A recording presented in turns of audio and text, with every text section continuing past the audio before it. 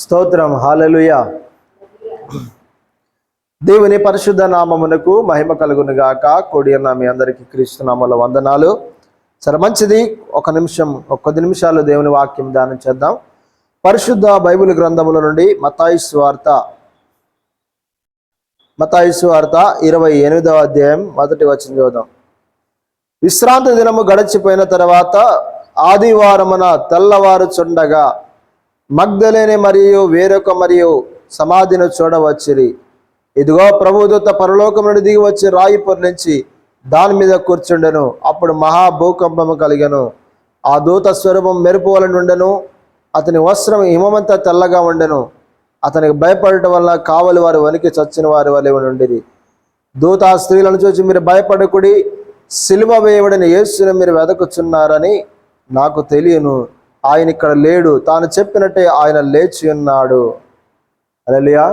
చిన్నమాట ప్రార్థన చేద్దాం. పరిశుద్ధుడమైన తండ్రి, ప్రేమగల దేవుడా, దయగల మా యేసు ప్రభా, కొద్ది నిమిషాలు ఈ పునరుత్థాన దినమందు నిన్ను ఆరాధిస్తూ ఉండగా, నిన్ను గణపరుస్తూ ఉండగా, నీ మాటలు మేము ధ్యానిస్తూ ఉండగా నాయన, నీ శక్తిని, నీ బలాన్ని మాకు దయచేయండి అయా. సహాయం చేయి. దాసులను బలపరచండి.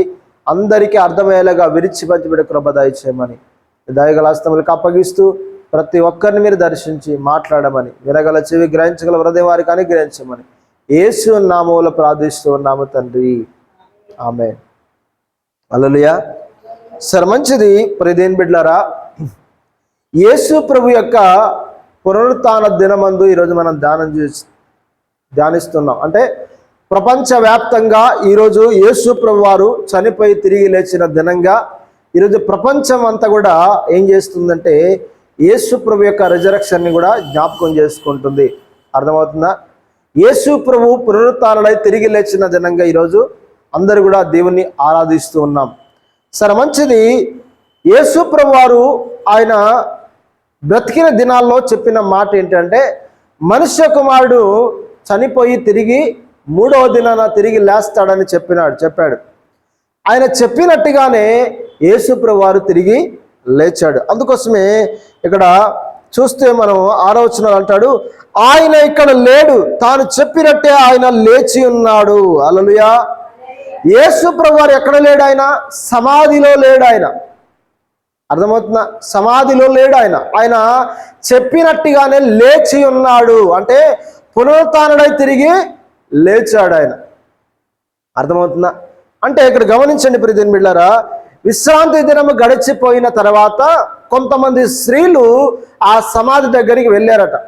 ఎందుకు ఆ సమాధి దగ్గరికి వెళ్ళారంటే, యేసు ప్రభువారు ఇంకా సమాధిలోనే ఉన్నాడు అనుకొని అతనికి సుగంధ ద్రవ్యాలు పూయాలని, అతనికి శరీరానికి సుగంధ ద్రవ్యాలు రాయాలని చెప్పి కొంతమంది స్త్రీలు యేసు ప్రభు యొక్క సమాధి దగ్గరికి వెళ్ళారు. ఎప్పుడైతే సమాధి దగ్గరికి వెళ్ళారో అక్కడ ప్రభువు దూత పరలోకం నుండి దిగి వచ్చి ఏం చేసిందంటే ఆ రాయి పొర్లించారట. అంటే అప్పటికి యేసు ప్రభువారు ఆయన తిరిగి లేచాడు. అర్థమవుతుందా? రాయి పొర్లించిన తర్వాత చూడండి, అక్కడ ఏమంటాడు, ఇదిగో ప్రభుదూత పరలోకం నుండి దిగి వచ్చి రాయి పొర్లించి దాని మీద కూర్చుండెను. యేసు ప్రభు తిరిగి లేచినప్పుడు ఏం జరిగిందంటే ఒక మహాభూకంపం కూడా కలిగిందంట. అర్థమవుతుందా? యేసు ప్రభు తిరిగి లేచినప్పుడు ఇంకొక పత్రికలో మనం చూస్తే కొంతమంది చనిపోయిన వారి పరిశుద్ధులు కూడా సమాధిలోనే తిరిగి లేచారట. అర్థమవుతుందా? యేసు ప్రభు వారు పునరుత్థానం తిరిగి లేచిన దినాన మహాభూకంపం కలిగింది. అంత మాత్రమే కాదు కానీ ఎంతో మంది పరిశుద్ధులు, క్రీస్తుని అంగీకరించిన వారు యేసు ప్రభు కంటే ముందు చనిపోయిన ఎన్నో సమాధులు తెరవబడి అనేక మంది సజీవులుగా తిరిగి లేచారు. అర్థమవుతుందా? తిరిగి లేచి అనేక మంది ప్రజలకు వాళ్ళు కనబడ్డారంట. అంటే మన దేవుడు ఆయన సజీవుడు. ఈ ప్రపంచంలో మనం చూస్తే ఎంతో మంది మహానుభావులు, మహాత్ములు కూడా ఎంతో మంది మేము దేవుళ్ళమని చెప్పుకున్నారు. వాళ్ళు దేవుళ్ళమని చెప్పుకొని చనిపోయి సమాధిలో ఉన్నారు. కానీ యేసు ప్రభు వారు మాత్రము ఆయన సజీవుడిగా, పునరుత్థానుడిగా, ఆయన మృత్యుంజయుడిగా తిరిగి లేచి ఉన్నాడు. ఆయన ఇప్పటికి కూడా ఆయన సజీవుడిగా మన మధ్యలో ఆత్మరూపిగా సంచారం చేస్తున్నాడు ఆయన. అర్థమవుతుందా? ఇక్కడ మనం చూస్తే ఆయన లేచి ఉన్నాడు. మరి ఎక్కడ వెతకొద్దు? మీరు సమాధిలో వెతకొద్దు. మీరు సమాధిలో మీరు చూడవద్దు. ఎందుకంటే యేసు ప్రభు తిరిగి లేచడానికి రుజువు ఏంటంటే, ఇదిగో మీరు వెళ్ళి చూడండి, ఆ సమాధి ఖాళీగా ఉంది. చూసారా? చూడండి అక్కడ ఏమంటాడంటే, ఆయన ఇక్కడ లేడు, తాను చెప్పినట్టు ఆయన లేచినాడు, రండి ప్రభు పండుకున్న స్థలము చూచి. హల్లెలూయా. ఏం చూడాలట? మీరు ప్రభువుని సమాధి చేసిన స్థలాన్ని చూడండి. ఆ యొక్క సమాధి ఇప్పుడు ఖాళీగా ఉంది. అక్కడ కొన్ని పొత్తిగుడ్డలు చుట్టబడి ఉన్నాయి. అంటే దీని అర్థం ఏంటంటే ప్రియదేని బిడ్డారా, యేసు ప్రభువారు తిరిగి లేచాడు. దానికి ఆనవాళ్ళంటే ప్రభుదూత రాయి పొర్లించిందట. అంటే గమనించండి, ఎన్నో చారిత్రక ఆధారాలు యేసు ప్రభు తిరిగి లేచాడని మనం రుజువు చేస్తూ ఉన్నాయి. ఎన్నో ప్రవచనాలు లేకపోతే ఎన్నో చారిత్రక ఆధారాలు యేసు ప్రభు తిరిగి లేచాడనే రుజువుడికి ఎన్నో ఉన్నాయి. ఇప్పటికీ యెరూషలేము దేశంలో, యెరూషలేము ప్రాంతంలో యేసు ప్రభు యొక్క సమాధి మాత్రమే ఖాళీగా ఉంది. మిగతా సమాధులన్నీ ఇప్పటికి కూడా మూయబడి ఉన్నాయి. ఎందుకంటే యేసు ప్రభు సమాధి ఎందుకు ఖాళీగా ఉందంటే ఆయన మరణాన్ని జయించి తిరిగి లేచాడు కాబట్టి ఆయన సమాధి ఖాళీగా ఉంది. అయితే ఈరోజు మనం నేర్చుకోవాల్సిన విషయం ఏంటంటే ప్రియదేవుని బిడ్డలారా, ఇక్కడ చెప్తూ ఉంటాడు ఎందుకు యేసు ప్రభు వారు తిరిగి లేచాడు ఆయన. ఒకసారి చూస్తే కొలస్సీలకు రాసిన పత్రిక 2వ అధ్యాయం 14వ వచనంలో ఒక మాట ఉంటుంది. కొలస్సీలకు రాసిన పత్రిక 2వ అధ్యాయం 14వ వచనం చూద్దాం ఒకసారి. అక్కడ చూడండి, మరియు అపరాధముల వలనను శరీరమందు సున్నతి పొందక యుండుట వలనను మీరు మృతులై ఉండగా. ఎవరు? ఈ సర్వ మానవాళి కూడా పాపము చేత అపరాధముల చేత మృతులై ఉండగా, అంటే చనిపోయిన స్థితిలో ఉండగా ఏం జరిగిందంట చూడండి, దేవుడు వ్రాత రూపకమైన ఆజ్ఞల వలన మన మీద రుణముగాను మనకు విరోధముగాను ఉండిన పత్రమును మేకులతో సిలువకు కొట్టి, అంటే వ్రాత రూపకమైన ఆజ్ఞలు గల వాటిని దేవుడు ఏం చేశాడంట? సిలువ మీద మేకులతో కొట్టాడంట. చూడండి, దాని మీద చేవ్రాతను తుడిచివేసి మనకు అడ్డము లేకుండా దాన్ని ఎత్తివేసి మన అపరాధముల నుండి క్షమించి ఆయనతో కూడా మిమ్మల్ని జీవింపజేశాను. యేసు ప్రభువారు ఎందుకు తిరిగి లేచాడంటే మన అందరినీ క్షమించడానికి ఆయన తిరిగి లేచాడు. ఎందుకు లేచాడు ఆయన? ఎందుకు లేచాడు? మన అపరాధములన్నిటిని క్షమించేసి మన అపరాధములన్నీ సిలువకు మేకులతో కొట్టేసి ఆయన మనందరినీ కూడా క్షమించేసి ఆయనతో పాటు కూడా జీవింప చేయడానికి యేసు ప్రభువారు తిరిగి లేవడం జరిగింది. ఒకసారి ఆలోచన చేయండి ప్రియదేవుని బిడ్డలారా, ఒకసారి యేసు ప్రభు ఈ లోకానికి గనక వస్తే గనక ఒకవేళ ఆయన చనిపోకపోతే దానివల్ల ప్రయోజనం ఏమీ లేదు. ఎందుకంటే మనందరి పాపముల నిమిత్తమై పెనాల్టీ చెల్లించబడాలి. అంటే ఆయన మరణించాలి, ఆయన రక్తము కార్చాలి. రెండవది, మరణించిన వాడు తిరిగి లేవకపోతే దానివల్ల ఏమైనా ప్రయోజనం ఉంటుందా? కాబట్టి గమనించండి, మరణించడం కంటే కూడా చాలా ప్రాముఖ్యమైన విషయం ఏంటంటే పునరుత్థానం చెందాలి. అంటే అర్థం ఏంటంటే ఆయన తిరిగి లేవాలి.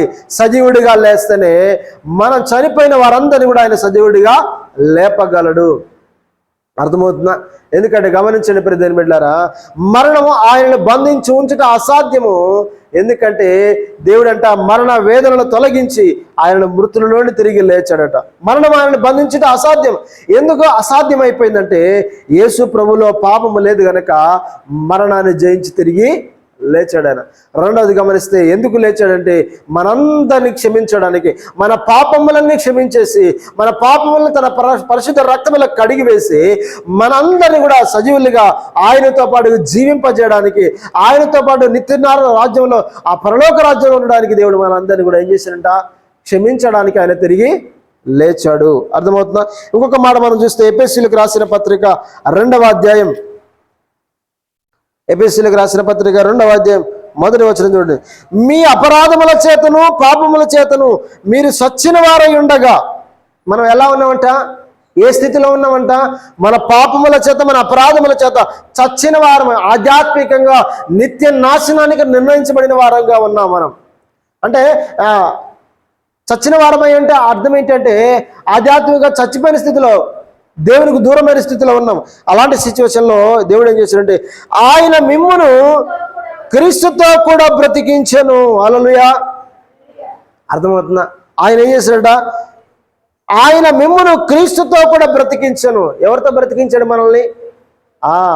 ఎవరైతే యేసు క్రీస్తుని అంగీకరించి అయా నేను పాపిని ఒప్పుకుంటారో, ఎప్పుడైతే ఆయన నామంలో బాప్టిజం పొందుతారో వాళ్ళు క్రీస్తుతో పాటు సమాధి చేయబడుతున్నారు, క్రీస్తుతో పాటు తిరిగి లేస్తూ ఉన్నారు. అర్థమవుతుందా? ఇక నరకంపై కానీ నాశనంపై కానీ వారిపై దానికి అధికారము లేదు. యేసు ప్రభు ఎట్లయితే సజీవుడో ఆయన యందు విశ్వాసం ఉంచిన మనమందరం కూడా ఎలా ఉంటున్నాం? మన క్రీస్తుతో కూడా బ్రతికిన వారంగా ఉండబోతున్నాం. అర్థమవుతుందా? క్రీస్తుతో పాటు సజీవులుగా మనం ఉండబోతున్నాం. ఆయన మిమ్మల్ని క్రీస్తుతో కూడా బ్రతికించెను. అర్థమవుతుందా? కాబట్టి ప్రియ దేవుని బిడ్డలారా గమనించండి, ఎందుకు యేసు ప్రభు వారు తిరిగి లేచాడంటే మనందరి పాపములు క్షమించి మనం ఆయనతో జీవించడానికి, ఆయనతో బ్రతకడానికి యేసు ప్రభు వారు పునరుత్థానాన్ని తిరిగి లేచాడు. ఇంకొక మాట మనం చూద్దాం.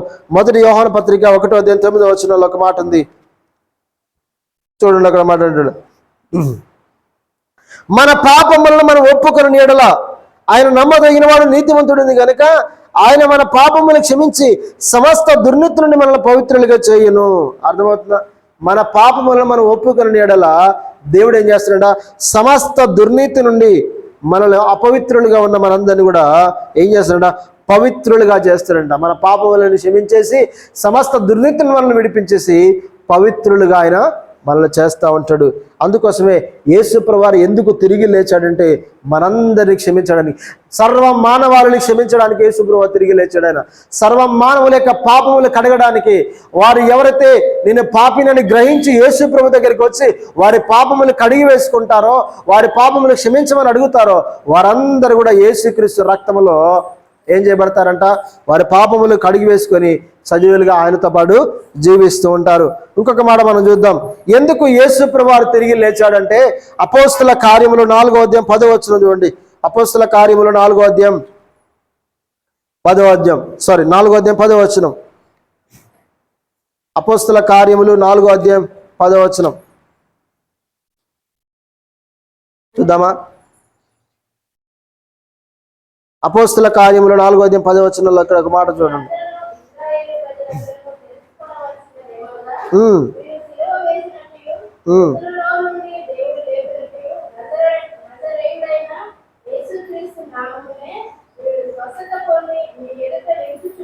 చాలు చూడండి, అక్కడ మీరందరూ ఇశ్రాయేలు ప్రజలను తెలుసుకోవాల్సినది ఏమనగా, మనం అందరం తెలుసుకోవాల్సిన ప్రాముఖ్యమైన విషయం ఏంటంటే గమనించండి, ఇక్కడ మీరు సిలువ వేసినట్టు, రెండవది మృతులలో నుండి దేవుడు లేపినట్టు నజరేయుడైన యేసు క్రీస్తు నామమున వీడు స్వస్థత పొంది మీ ఎదుట నిలుచున్నాడు. అర్థమవుతుందా? ఈరోజు ఎందుకు యేసు క్రీస్తు వారు పునరుత్థానాన్ని తిరిగి లేచాడంటే మొదటిది మన పాపములు క్షమించడానికి, రెండవది యేసు అంటే పునరుత్థానమైన యేసు నామమున మనకి స్వస్థత కలుగుతుంది. అర్థమవుతుందా? దేని ద్వారా స్వస్థత కలుగుతుంది? మనకి పునరుత్థానమైన యేసు ద్వారా, మృతులలో తిరిగి లేచిన యేసు ప్రభు నామమున మనకేం కలుగుతుందంటే స్వస్థత కలుగుతుంది. అక్కడ ఒక వ్యక్తి స్వస్థపరచబడ్డాడంటే దేని ద్వారా స్వస్థపరచబడ్డాడంటే అక్కడ చూడండి, అక్కడ మృతులలో నుండి దేవుడు లేపినట్టు నజరేయుడైన యేసు క్రీస్తు నామమునే వీడు స్వస్థత పొంది, అంటే ఎవరి నామమున మనకు స్వస్థత కలుగుతుంది? పునరుత్థానుడైన యేసుక్రీస్తు నామమున మనకు స్వస్థత కలుగుతుంది. ఎందుకంటే ఆయన మన అపరాధములన్నిటి, మన పాపములన్నిటిని, మన రోగములన్నిటిని కూడా ఆయన సిలువలో ఏం చేశాడట? భరించేశాడట. ఆయన శ్రమ పొంది మనకి ఏం చేశాడు? సంతోషాన్ని ఇచ్చాడంట. ఆయన బాధించబడి ఆయన మనకి నెమ్మదిని కలగజేశాడట. ఆయన రోగి అయి రోగములు ఉన్న మనల్ని విడిపించడానికి ఆయన రోగి అయిపోయాడు. మనకు ఆరోగ్యం ఇవ్వడానికి ఆయన రోగిగా మార్చబడ్డాడు. ఎందుకు యేసు ప్రభువు తిరిగి లేచాడంటే మొదటిది నీ పాపములను, మన పాపములు క్షమించడానికి, రెండవది మనల్ని స్వస్థపరచడానికి, మూడవది మనం చూస్తే యేసు ప్రభువు ఎందుకు తిరిగి లేచాడో ఇక్కడ మనం చూద్దాం. యోహాను సువార్త 11వ అధ్యాయం, యోహాను సువార్త 11వ అధ్యాయం 25 వచనం చూద్దాం.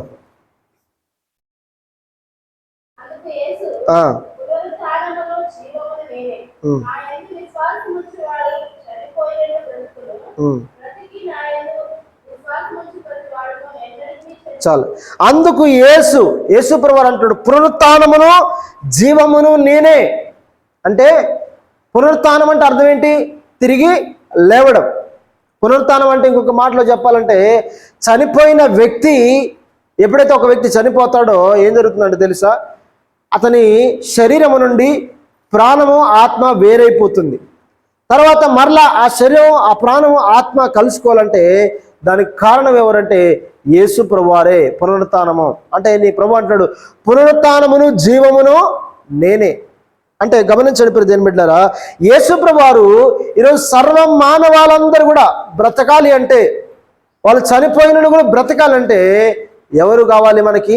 యేసు ప్రభువారు కావాలి. ఎందుకంటే పునరుత్థానమును జీవమును నేనే. అంటే పునరుత్థానమునిచ్చేది నేనే, మీకు జీవాన్ని ఇచ్చేది కూడా నేనే.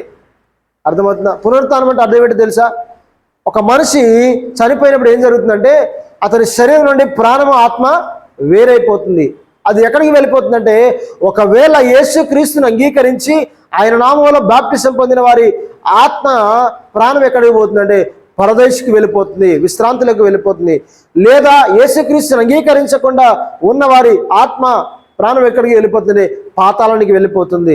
ఏం జరుగుతుందంటే యేసు ప్రభువారు యందు విశ్వాసం ఉంచిన వారు ఒక దినాన్ని యేసయ్య తిరిగి వచ్చినప్పుడు ఏం జరుగుతుందంటే ఆ శరీరమును, అంటే ఎక్కడైతే శరీరం సమాధిలో ఉందో ఆ శరీరం మరలా ఏం చేస్తుందంటే ఆ పరదేశంలో ఆత్మ ప్రాణము కలుసుకొని యేసు ప్రభుని ఎదుర్కొంటారట అందరు కూడా. అర్థమవుతుందా? అంటే చనిపోయిన వారు తిరిగి లేవడం జరుగుతుంది. దేనివల్ల అంటే యేసు ప్రభువారు తిరిగి లేచాడు కనుక. అర్థమవుతుందా? ఎందుకు యేసు ప్రభువారు తిరిగి లేచాడు? ఆయన మనల్ని క్షమించడానికి, రెండవది మనల్ని పునరుత్థానం చెందించడానికి, మనల్ని బ్రతికించడానికి. ఈరోజు ఎవరు బ్రతుకుతారు, ఎవరు నిత్య జీవాన్ని సంపాదించుకుంటారంటే యేసునందు విశ్వాసం ఉంచిన వారు మాత్రమే. యేసునందు నమ్మకం ఉంచి ఆయన నామంలో బాప్టిజం పొందిన వారందరూ కూడా నిత్య జీవాన్ని సంపాదించుకుంటారట. అందుకోసం ప్రభు అంటాడు, పునరుత్థానమును జీవమును నేనే. ఎవరంట? దేవుడు. యేసు ప్రభు పునరుత్థానమును, ఒక వ్యక్తి తిరిగి లేవాలంటే నా ద్వారానే తిరిగి లేస్తాడు. ఒక వ్యక్తి నిత్య జీవం సంపాదించుకోవాలంటే, జీవంను సంపాదించుకోవాలంటేనే నా ద్వారానే సంపాదించుకుంటారు. అర్థమవుతుందా? చూడండి, అక్కడ అంటాడు, నా యందు విశ్వాసం ఉంచేవాడు చనిపోయినను బ్రతుకును. అర్థమవుతుందా? యేసు ప్రభువునందు విశ్వాసం ఉంచిన వారందరూ కూడా చనిపోయినను బ్రతుకుతారట. చనిపోయిన వారు ఎలా బ్రతుకుతారండి? ఈరోజు చాలా మంది చనిపోతున్నారు, అందరూ బ్రతుకుతారా? బ్రతుకును అంటే అర్థం ఏంటంటే రెండు రకాల సందర్భాలు ఇక్కడ ఉన్నాయి. బ్రతకడం అంటే అర్థం ఏంటంటే పరలోక రాజ్యం వెళ్ళడం అనేది ఒకటి. రెండోది బ్రతకడం అంటే ఇంకోటి ఏంటంటే నాశనానికి వెళ్ళడం కూడా. ఇప్పుడు గమనించండి, నా యందు విశ్వాసం ఉంచిన వాడు బ్రతుకుతాడంటే అర్థం ఏంటంటే వానికి మరణం అనేది ఉండదు. అర్థమవుతుందా? వానికి ఏముండదంట? మరణం. అంటే మరణం అంటే మీరు ఏమర్థం చేసుకుంటున్నారు? ఈ భౌతిక సంబంధమైన మరణం కాదు యేసు ప్రభువు చెప్పేది. ఈ భౌతిక సంబంధమైన మరణం అందరికీ వస్తుంది, అందరూ మరణిస్తారు. యేసు ప్రభువునందు విశ్వాసం ఉంచిన వారిని మరణిస్తారు, యేసు ప్రభువునందు విశ్వాసం ఉంచని వారు కూడా మరణిస్తారు. అసలు మరణం అంటే అర్థం ఏంటంటే నిత్య నాశనానికి వెళ్ళడమే మరణం. అర్థమవుతుందా? నిత్య నరకానికి వెళ్ళడం అది నిజమైన మరణం. ఇక నిత్య నరకానికి, నిత్య నాశనానికి వెళ్ళిన వారు ఎంతకాలం జీవిస్తారు తెలుసా? ఎంతకాలం అందులో ఉంటారు తెలుసా? శాశ్వత కాలం, యుగ యుగాలు ఆ నిత్య నాశనంలో, నిత్య నరకంలో ఉంటారు. అది మరణం. మరి బ్రతకడం అంటే అర్థం ఏంటంటే యేసు ప్రభువునందు విశ్వాసం ఉంచిన వారు ఒకవేళ చనిపోయినా కూడా యేసు ప్రభు తిరిగి వచ్చే దినాన సమాధి నుండి తిరిగి లేస్తారు. వారు పరలోక రాజ్యానికి వెళ్తారు. యుగ యుగాలు శాశ్వత కాలం కూడా ఆయనతో కూడా మరణం లేని వారుగా బ్రతుకుతారు. అర్థమవుతుందా? ఇక్కడేమో వేతన ఉంటుంది, ఇక్కడేమో సంతోషం ఉంటుంది. ఇక్కడేమో కన్నీరు ఉంటుంది, ఇక్కడేమో కన్నీరు తూర్చబడుతుంటుంది. ఇక్కడేమో ఆకలి దప్పులు ఉంటాయి, ఇక్కడ ఆకలి దప్పులు ఉండవు. ఇక్కడేమో ఎప్పుడు చూసిన ఏడుపు ఉంటుంది, ఇక్కడ ఎప్పుడు చూసిన సంతోషం ఉంటుంది. ఎవరిలో? యేసు ప్రభువులో, యేసునందు విశ్వాసం ఉంచిన వారిలో. కాబట్టి ఎందుకు యేసు ప్రభువు తిరిగి లేచాడంటే ఈరోజు ఆయన మనందరిని బ్రతికించడానికి, మనల్ని బ్రతికించి నిత్య జీవడానికి యేసు ప్రభువు తిరిగి లేచాడు. అందుకోసమే ఆయన అంటాడు, బ్రతికి నా యందు విశ్వాసం ఉంచు ప్రతివాడు ఎన్నటికి చనిపోడు. అర్థమవుతుందా? బ్రతికి నా యందు అంటే ఈరోజు మనం అందరం సజీవ లెక్కలో ఉన్నాం. ఎవరైతే ఈ సమయంలో యేసు ప్రభువుని నమ్ముకొని ఆయన నామంలో బాప్తిసం పొందుకుంటారో వాళ్ళంట ఏం చేయబడతారట? బ్రతికి నా యందు విశ్వాసం ఉంచి ప్రతివాడును ఎన్నటికి చనిపోడు. అంటే ఈరోజు బాప్టిజం పొందిన వారందరికీ మరణం అనేది ఉండదు. మరణం అంటే మరలా అర్థం చేసుకోవాలా. మరణం అంటే ఏంటి? సహజ మరణం కాదు, ఇది భౌతిక మరణం కాదు. నిత్య నాశనమైన మరణం వారికి ఎన్నటికీ రాదు. ఎందుకంటే వారు ప్రభువులో ఉన్నారు, ప్రభునందు విశ్వాసం ఉంచారు కాబట్టి నరకంపై నాశనంపై వారికి అధికారం ఏమీ లేదు. వారు అంట విశ్వాసం ఉంచిన ప్రతి వాడు ఎన్నటికీ చనిపోడంట. అంటే అర్థం ఏంటి? యేసు ప్రభువును అంగీకరించిన వారందరికీ మరణం అనేది ఉండదు, నరకం అనేది ఉండదు, నాశనం అనేది ఉండదు. వారి యుగ యుగాలు శాశ్వత కాలం పాటు దేవునితో పాటు జీవిస్తూనే ఉంటారు. ఎందుకు యేసు ప్రభువు తిరిగి లేచాడంటే మనందరికీ నిత్య జీవం ఇవ్వడానికి. మొదటిది మన పాపములు క్షమించడానికి ఆయన పునరుత్థానాన్ని తిరిగి లేచాడు. రెండవది మనల్ని స్వస్థపరచడానికి ఆయన తిరిగి లేచాడు. యేసు పునరుత్థానాన్ని, యేసు నామములో శక్తి ఉంది. ఆ నామము మనల్ని స్వస్థపరుస్తుంది. అది నువ్వు నమ్మినట్లయితే, నువ్వు విశ్వాసం ఉంచినట్లయితే. విశ్వాసం లేకుండా దేవునికి ఎవ్వరు ఇష్టలుగా ఉండలేరు. అర్థమవుతుందా? నీకు విశ్వాసం లేదనుకోండి, నీ జీవితంలో, మన జీవితంలో ఏ కార్యము జరగదు. విశ్వాసం కావాలి. విశ్వాసం లేకుండా దేవునికి ఇష్టలుగా ఎవరు ఉండలేరు. నాలుగోది మనం చూస్తే యేసు ప్రభువు ఎందుకు తిరిగి లేచాడో చూద్దాం. రోమీయులకు రాసిన పత్రిక 8వ అధ్యాయం 34వ వచనం.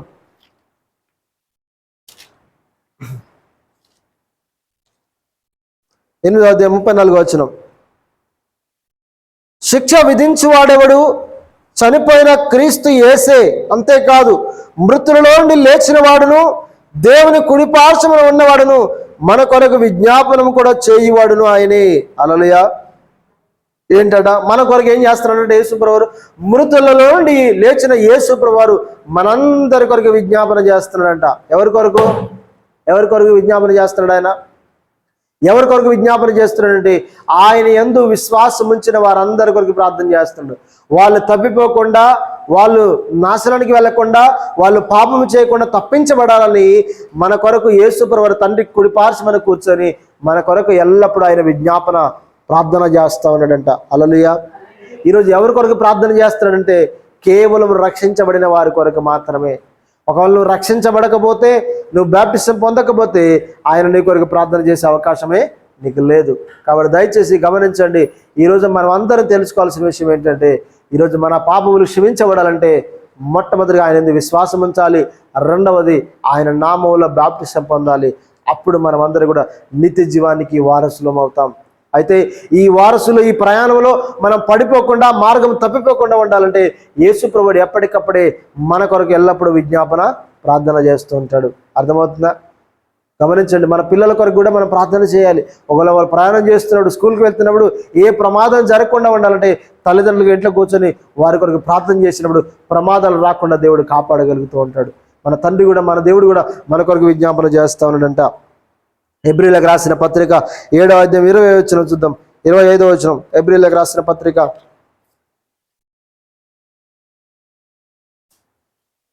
7వ అధ్యాయం 25వ వచనం.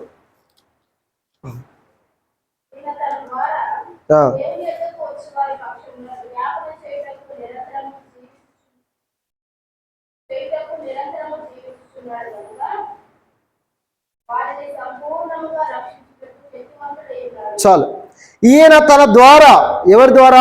యేసుక్రీస్తు ద్వారా దేవుని యొద్దకు వచ్చు వారి పక్షమున, ఎవరైతే దేవుని యొద్దకు వస్తారో వారి పక్షమున విజ్ఞాపన చేయుటకు నిరంతరము జీవించువాడై ఉన్నాడు. అర్థమవుతుందా? దేవుని యొద్దకు వచ్చేవారి కొరకు ప్రార్థన చేయడానికంట యేసు ప్రభువు నిరంతరము జీవించువాడై ఉన్నాడంట. అర్థమవుతుందా?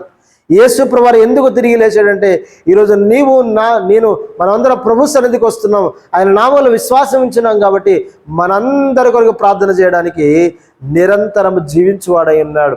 చూడండి, అక్కడ నిరంతరం జీవించుచున్నాడు కనుక వారిని సంపూర్ణంగా రక్షించుటకు శక్తిమంతుడై ఉన్నాడు. కొన్ని లోపాలున్నా, కొన్ని బలహీనతలున్నా సరిచేసి వాటిని మరలా ఒప్పింపజేసి మన దేవుడు మనల్ని ఏం చేస్తాడంటే సంపూర్ణంగా పరలోక రాజ్యాన్ని తీసుకెళ్ళడానికి ఆయన శక్తిమంతుడై ఉన్నాడు. అర్థమవుతుందా? కాబట్టి ఒక మాట మీరు అర్థం చేసుకోండి. అప్పుడే పుట్టిన పిల్లలు ఉన్నారనుకోండి, వాళ్ళకు ఒక 6 నెలలు 7 నెలలు లేకపోతే సంవత్సరం వచ్చాయి అనుకోండి, వాళ్ళు నడవడానికి ప్రయత్నం చేస్తున్నప్పుడు నడవగలరా? లేవడానికి ప్రయత్నం చేస్తున్నారు, నడవడానికి ప్రయత్నం చేస్తుంటారు. అలాంటి సందర్భాల్లో తల్లిదండ్రులు ఏం చేస్తారంటే వారు చెయ్యి పట్టుకొని నడిపించడం ప్రారంభిస్తూ ఉంటారు. ఏదైనా ఒక వస్తువుని పట్టుకోమని ప్రేరేపిస్తుంటారు, ఒక కుర్చీని పట్టుకోమని ప్రేరేపిస్తుంటారు. అట్లే తల్లిదండ్రులకు ఉద్దేశం ఏంటంటే వాళ్ళు లేచి నడవాలి, లేచి నడవాలనే ఉద్దేశంతో ఎన్నో రకాల ప్రయత్నాలు వారికి ఆ వ్యక్తి ఆ చిన్న కుమారుడికి సపోర్ట్ చేస్తూ ఉంటారు కదా. మన దేవుడు కూడా అంతే. మనం రక్షించబడిన తర్వాత చిన్న చిన్న పాపాలు, చిన్న చిన్న తప్పిదాలు చేస్తుంటే వాటి నుండి దేవుడు మనల్ని తప్పించి, వాటి నుండి మన దేవుడు మనల్ని క్షమించేసి, వాళ్ళు ఎన్నడూ తప్పు చేయని వారుగా, ఎన్నడూ పాపం చేయని వారుగా నిలబెట్టాలని ఎల్లప్పుడూ దేవుడు మనందరి కొరకు నిరంతరం ఏం చేస్తున్నాడట, విజ్ఞాపన చేస్తూ ఉంటాడట. అలా నడిపిస్తూ విజ్ఞాపన చేస్తూ మనల్ని లేపుతున్నప్పుడు, మనల్ని ఇంకను పాప మార్గం తప్పిస్తున్నప్పుడు మనందరం సంపూర్ణంగా రక్షించబడి పరలోక రాజ్యాన్ని సంపాదించుకోవడానికి దేవుడు మన కొరకు ఏం చేస్తున్నాడంట, ఆయన నిరంతరం జీవిస్తూ ఉన్నాడంట. మరి ఆయన నిరంతరం జీవించాలంటే మరణాన్ని జయించి తిరిగి లేవాలి కదా. యేసు ప్రభువు మరణం జయించి తిరిగి లేచాడా లేదా? ఎందుకు లేచాడంటే ఆయనలో పాపము లేదు కనుకనే ఆయన తిరిగి లేచాడు. ఈరోజు ఎంతో మంది మీరు చూడండి, సమాజంలో మేము దేవుళ్ళం అని చెప్పుకున్నారు, కానీ ఎవరైనా తిరిగి లేచినట్టు చరిత్రలో మీకు తెలిసిందా? చరిత్రలో మీరు ఎక్కడైనా చూసారా? ఏ సమాధానం ఖాళీగా ఉందని ఎక్కడైనా చూసారా? ఎక్కడ ఏ సమాధి ఇంతవరకు ఖాళీగా లేదు. ఒక యేసు ప్రభు సమాధి తప్ప ఏ సమాధి ఖాళీగా లేదు.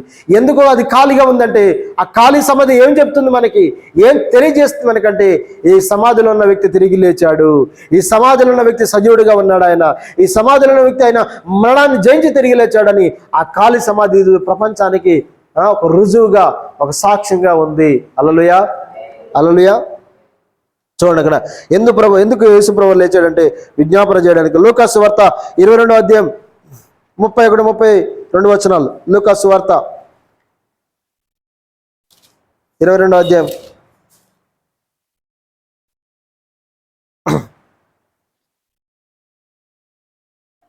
31-32 వచనాలు. 22వ అధ్యాయం చూడండి, అక్కడ ఏముందంటే, సీమోను సీమోను, ఇదిగో సాతాను మిమ్మును పట్టి గోధుమల వల్ల జల్లించుటకు మిమ్మల్ని కోరుకొనని గాని నీ నమ్మిక తప్పిపోకున్నట్లు నేను నీ కొరకు వేడుకొంటిని. నీ మనసు తిరిగిన తర్వాత నీ సహోదరులను సిద్ధపరచమని చెప్పాను. అయితే అతడు, ప్రభువా, నీతో కూడా చెరలోనికి మరణమునకు వెళ్ళుటకు సిద్ధంగా ఉన్నానని ఆయనతో అనగా. అర్థమవుతుందా? సీమోను కొరకంట సాతాను ఇక్కడ వలలో పడిపోకుండా యేసు ప్రభువారు తండ్రి ఏదైన దేవుడి వేడుకున్నాడంట. ఈరోజు మనల్ని కూడా చాలాసార్లు దేవుడు, మనం కూడా సాతాను యొక్క వలలో పాపంలో పడిపోకుండా ఉండడానికి దేవుడు ఏం చేస్తాడు తెలుసా? ఆయన తండ్రి అయిన దేవుడిని వేడుకుంటాడట. అయ్యో, నా ప్రజల్ని తప్పించు, వాళ్ళు పాపంలో పడిపోవద్దు. పాపంలో పడిపోయారనుకోండి, వాళ్ళు పాపం పడిపోయినప్పుడు నిత్య నాశనానికి వెళ్ళే పరిస్థితి ఉంటుంది. కాబట్టి వాళ్ళని తప్పించు ప్రభు అని చెప్పేసి తండ్రి అయిన దేవుని ఎదుట యేసు ప్రభువారు మన కొరకు నిత్యము విజ్ఞాపన చేస్తా ఉన్నాడంట. హల్లెలూయా. కాబట్టి ప్రియమైన బిడ్డలారా గమనించండి, క్షమించడానికి ఆయన తిరిగి లేచాడు. రెండవది, వాళ్ళని స్వస్థపరచడానికి, తర్వాత నిత్య జీవం ఇవ్వడానికి ఆయన తిరిగి లేచాడు. నాలుగవది మనం చూస్తే విజ్ఞాపన చేయడానికి ఆయన నిరంతరం మన కొరకు జీవిస్తూ ఉన్నాడట. తర్వాత ఐదవది మనం చూద్దాం. మొదటి కొరింథీ పత్రిక 15వ అధ్యాయం 42-48 వచనాలు చూద్దాం. మొదటి కొరింథీ పత్రిక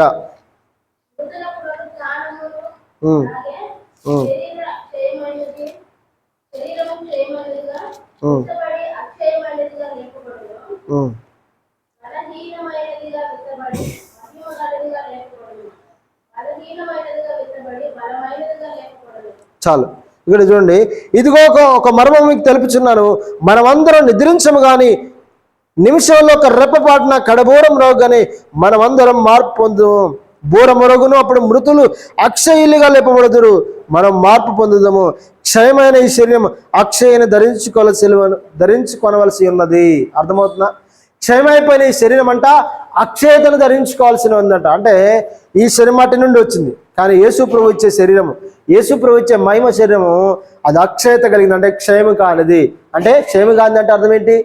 నశించిపోనిది, పాడైపోయిన శరీరం దేవుడు మనకి ఇవ్వబోతున్నాడు.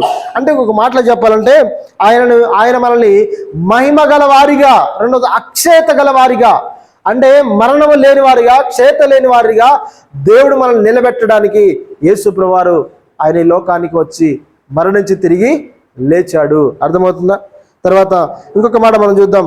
అదే మొదటి పేతురు పత్రిక 1వ అధ్యాయం 3వ వచనం. మొదటి పేతురు పత్రిక 1వ అధ్యాయం 3వ వచనం. అక్కడ చూడండి, ఒక మాట ఉంటుంది. దేవుడు అంట మనకు నూతన జన్మ ఇవ్వడానికి ఆయన ఈ లోకానికి వచ్చాడు. ఆయన మొదటి అధ్యాయం 3వ వచనం చూద్దాం.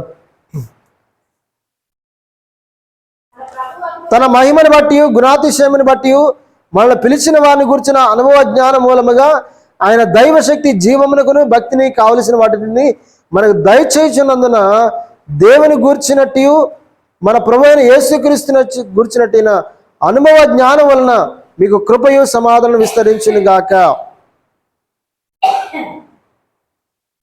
హల్లెలూయా. ఒక్క మాట అది నేను 2 పేతురు చదివాను కదా, మొదటి పేతురు చదివాను. మన ప్రభువుగా యేసుక్రీస్తు తండ్రి అయిన దేవుడు స్తుతింపబడును గాక. మృతుల నుండి యేసుక్రీస్తు తిరిగి లేచుట వలన జీవముతో కూడిన నిరీక్షణ మనకు కలిగినట్లు, అనగా అక్షయమైనది, నిర్మలమైనది, వాడబారనిదినైన స్వాస్థ్యం మనకు కలిగినట్లు ఆయన తన విశేష కనికరం చొప్పున మనల్ని మరలా జన్మింపజేశాను. అర్థమవుతుందా? ఎందుకు యేసుప్రభు వారు తిరిగి లేచాడంటే, మృతుల నుండి యేసుక్రీస్తు తిరిగి లేచడం వలన మనకి ఏం కలిగిందంటే, ఇక్కడ చెప్తున్నాడు చూడండి, అక్కడ ఏం కలిగింది మనకి? యేసుప్రభు వారు తిరిగి లేవడం ద్వారా ఈరోజు మనకి ఏం జరిగింది, ఏం జరుగుతుందంటే చూడండి, అక్కడ జీవముతో కూడిన నిరీక్షణ. ఈరోజు ఒక నిరీక్షణ ఉంది. ఏంటి ఆ నిరీక్షణ? మనం ఎప్పుడు కూడా జీవం కలిగిన వారిగా ఉంటామన్న నిరీక్షణ. రెండోది, నిరీక్షణ కలిగిన అక్షయమైనది. అంటే ఇదంతా కూడా ఏమైపోయేది? ఈ శరీరం ఏమైపోయేది? అక్షయం అయిపోయేది కదా. అక్షయమైనది అంటే అక్షయమైనది అంటే శాశ్వత కాలం ఉండేది.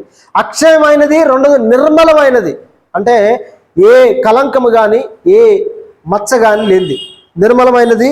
తర్వాత వాడబారనిది, అంటే ఆ జీవం వాడిపోదు. ఇప్పుడు ఒక చెట్టు ఉంది అనుకోండి, దాన్ని కొట్టేసాం అనుకోండి, 2 రోజులకి ఏమైపోతుంది? వాడిపోతుంది, చనిపోతుంది. ఈరోజు మనుషులు కూడా అంతే కదా, 60-70 సంవత్సరాలు బ్రతుకుతారు, తర్వాత వాడిపోతారు. కానీ యేసు ప్రభువుని నమ్ముకున్న వారందరూ కూడా వారి జీవితాలు ఎన్నడూ వాడబారవిగా, అంటే వాళ్ళు చనిపోయేవారుగా ఉండరు. వాళ్ళు వాడబారనిది. రెండోది, వాడబారని స్వాస్థ్యం మనకు కలిగినట్లు ఆయన తన విశేష కనికరము చొప్పున మనల్ని మరలా జన్మింపజేశాను. హల్లెలూయా. అర్థమవుతుందా? అక్షయమైనది, నిర్మలమైనది, వాడబారని ఆ రక్షణ, ఆ నిత్య జీవాన్ని ఇవ్వడానికి దేవుడు మనల్ని మళ్ళా జన్మింపజేసాడంట. యేసు ప్రభు తిరిగి లేవడం వల్ల ఏం జరిగిందంటే మనకు నూతన జన్మ కలిగింది. అర్థమవుతుందా? యేసు ప్రభు తిరిగి లేవడం వల్ల ఈరోజు మనం రక్షించబడి ఆ స్వాస్థ్యాన్ని, ఆ పరలోక రాజ్యాన్ని, ఆ రక్షణను సంపాదించుకుంటున్నాం, ఆ నిత్య జీవాన్ని సంపాదించుకుంటున్నాం, ఆ పరలోకాన్ని సంపాదించుకుంటున్నాం. అర్థమవుతుందా? కాబట్టి ఈ పరలోకి రక్షణ ఎలా వస్తుందంటే మనకి ఎలా వస్తుంది? నూతన జన్మ. నూతన జన్మ అంటే అర్థం ఏంటి? ఒకసారి తల్లి గర్భంలో జన్మించాం, ఇప్పుడు ఎక్కడ జన్మించాలి? మనం క్రీస్తులో జన్మించాలి, క్రీస్తులో మనం పుట్టాలి. క్రీస్తులో పుట్టాలంటే అర్థం ఏంటి? నేను పాపిని అని ఒప్పుకొని మన పాపములు క్షమించమని అడిగి పశ్చాత్తాపడి వాటిని విడిచిపెట్టి యేసుక్రీస్తు నామములో బాప్టిజం పొందినప్పుడు చనిపోయి తిరిగి లేపబడుతున్నాం. అదే నూతన జన్మ. దాని ద్వారా నిత్య జీవాన్ని సంపాదించుకుంటున్నాం. నూతన జన్మ ద్వారా మనం పరలోక రాజ్యాన్ని సంపాదించుకుంటున్నాం. చివరిగా మనం చూస్తే మొదటి కొరింథీ పత్రిక, అదే మొదటి కొరింథీ పత్రిక 15వ అధ్యాయం 23-24 వచనాలు.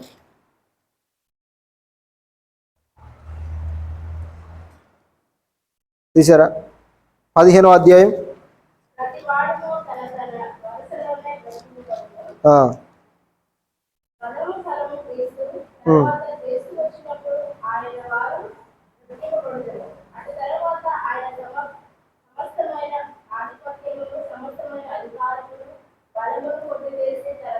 చాలు. ప్రతివాడును తన వరుసలో బ్రతికింపబడను, ప్రథమ ఫలము క్రీస్తు. అర్థమవుతుందా? యేసు ప్రభు తిరిగి లేవడం వల్ల ఫస్ట్ ఆయన తిరిగి లేచాడు కాబట్టి ఆయన యందు విశ్వాసం ఉంచిన ప్రతి ఒక్కరు కూడా తిరిగి లేవబోతున్నారు. అర్థమవుతుందా? తర్వాత క్రీస్తు వచ్చినప్పుడు ఆయన వారు బ్రతికింపబడుదురు. యేసు ప్రభు వారు మరలా రాబోతున్నాడు 2వ రాకడలో. తెలుసా మీ అందరికీ? ఆయన 2వసారి రాబోతున్నాడు. ఎందుకు రాబోతున్నాడు అంటే, ఆయన ఫస్ట్ సారి వచ్చినప్పుడు సమస్త మానవాళి కొరకు ఆయన ప్రాణం పెట్టి రక్తం కాల్చి చనిపోయి తిరిగి లేచాడు. 2వసారి ఎందుకు వస్తున్నాడు అంటే, ఆయన యందు విశ్వాసం ఉంచిన వారిని బ్రతికించడానికి, ఆయన యందు విశ్వాసించిన వారందరినీ పరలోక రాజ్యం తీసుకెళ్ళడానికి యేసు ప్రభువు వారు రాబోతున్నాడు. అర్థమవుతుందా? క్రీస్తు వచ్చినప్పుడు ఆయన వారు బ్రతికింపబడుదురు. అటు తర్వాత ఆయన సమస్తమైన ఆధిపత్యమును, సమస్తమైన ఆధారమును, అధికారమును, బలమును కొట్టివేసి తన తండ్రి అయిన దేవునికి రాజ్యం అప్పగించును. అప్పుడు అంతము వచ్చును. అర్థమవుతుందా? విశ్వాసులు ఎత్తబడ్డ తర్వాత, యేసుప్రభు వచ్చిన తర్వాత, విశ్వాసులు ఎత్తబడ్డ తర్వాత 1000 ఏళ్ల పరిపాలన జరిగిన తర్వాత ఈ అధికారం అంత కూడా ప్రభువుకు అప్పగించినప్పుడు యేసుప్రభు వారు యుగ యుగాలు మనల్ని ఏలబోతున్నాడు. ఇంకొక మాట మనం చూద్దాం. ప్రకటన గ్రంథం ఒకసారి చూద్దాం. 21వ అధ్యాయం 1 నుంచి 4 వచనాలు. అంతటా నేను క్రొత్త ఆకాశమును క్రొత్త భూమిని చూచితిని. మొదటి ఆకాశం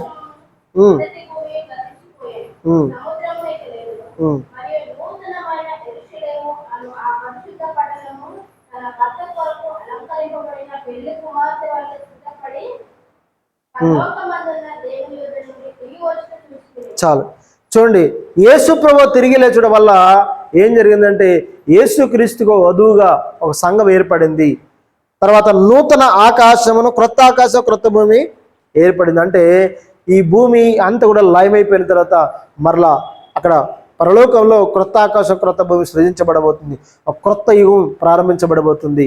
ఆ క్రొత్త యుగానికి, ఆ క్రొత్త భూమికి ఎవరు అధికారి, ఎవరు దేవుడు అంటే యేసు ప్రభువారు, ఆయన సంఘమే. అర్థమవుతుందా? అంటే గమనించండి ప్రియమైన బిడ్డలారా, ఆ యుగములో ఉన్న అక్కడ చూడండి, అక్కడ నూతనమైన యెరూషలేమున అను ఆ పరిశుద్ధ పట్టణం తన భర్త కొరకు అలంకరింపబడిన పెండ్లి కుమార్తె వలె సిద్ధపడి పరలోకమందున దేవుని ఎదురుడు దిగివచ్చుట చూచుతుని. నూతనమైన యెరూషలేము పట్టణం అంట దేని కొరకు సిద్ధపడుతుందంట? తన భర్త కొరకు సిద్ధపడుతున్న పెండ్లి కుమార్తె వలె ఉందంట. అది దేవుని ఎదురుడు దిగి వస్తూ ఉంది. అర్థమవుతుందా? పెళ్లి కుమార్తె మనం అందరం ఎవరంటే ఈ లోకంలో క్రీస్తుని అంగీకరించిన మనం అందరం ఒక దినాన వరుడైన క్రీస్తుని ఎదుర్కోబోతున్నాం. ఆయన వివాహం పడబోతున్నాం. యుగ యుగాల పరలోక రాజ్యంలో ఉండబోతున్నాం. క్రొత్త యుగం, క్రొత్త సృష్టి ప్రారంభం కాబోతుంది. కాబట్టి ప్రియమైన బిడ్డలారా గమనించండి, ఈరోజు యేసు ప్రభువు ఎందుకు తిరిగి లేచాడంటే ఆయన సమాధి ఇప్పటికీ కూడా ఖాళీగా ఉంది. ఎన్నో చారిత్రక రుజువులు ఈరోజు యేసుక్రీస్తు లేచాడని మనం తెలుసుకుంటున్నాం. అయితే మొదటిగా ఆయన ఎందుకు లేచాడంటే మనల్ని క్షమించడానికి ఆయన తిరిగి లేచాడు. ఆయన రెండవది చూస్తే ఆయన నామంలో స్వస్థపరచడానికి తిరిగి లేచాడు. ఆయన తర్వాత నిత్యజీవం ఇవ్వడానికి యేసు ప్రభువు తిరిగి లేచాడు. తర్వాత మన కొరకు నిరంతరము విజ్ఞాపన చేయడానికి యేసు ప్రభువు తిరిగి లేచాడు. ఆయన తర్వాత అక్షయతనివ్వడానికి, అంటే క్షయమైపోయి శరీరాలకి అక్షయతనివ్వడానికి దేవుడు తిరిగి లేచాడు. తర్వాత నూతన జన్మ ద్వారా వాడబారని స్వాస్థ్యాన్ని మనం సంపాదించుకోబోతున్నాం. తర్వాత నూతన యుగమే ప్రారంభించబోతున్నాం. హల్లెలూయా. అందుకోసమే యేసు ప్రభువు ఈ లోకానికి రావాల్సి వచ్చింది. యేసు ప్రభువు ఒకవేళ చనిపోయి తిరిగి లాగకపోతే ఏ ప్రయోజనం ఉండదు. ఆయన తిరిగి లేచడం వలన ఆయన యందు విశ్వాసం ఇచ్చిన ప్రతి ఒక్కరు కూడా చనిపోయినను తిరిగి లేచి నిత్య జీవాన్ని సంపాదించుకుంటారు. హల్లెలూయా, హల్లెలూయా. కాబట్టి యేసు ప్రభువు ఎందుకు తిరిగి లేచాడో అనేకమైన విషయాలు మనం ధ్యానం చేసుకున్నాం. సరే, మనందరం కూడా ఈ సమయంలో ఒకసారి మనం అందరం తీర్మానం చేసుకుందాం. ప్రభువా, నా కొరకే తిరిగి లేచావయ్యా, నా పాపముల కొరకు నువ్వు చనిపోయి తిరిగి లేచావు ప్రభువా, ఇది నా పాపంలో క్షమించు ప్రభు అని చెప్పేసి మనం అందరం కూడా ప్రభువుని అడుగుదాం. స్తోత్రం. హల్లెలూయా, హల్లెలూయా, హల్లెలూయా, హల్లెలూయా, హల్లెలూయా, హల్లెలూయా.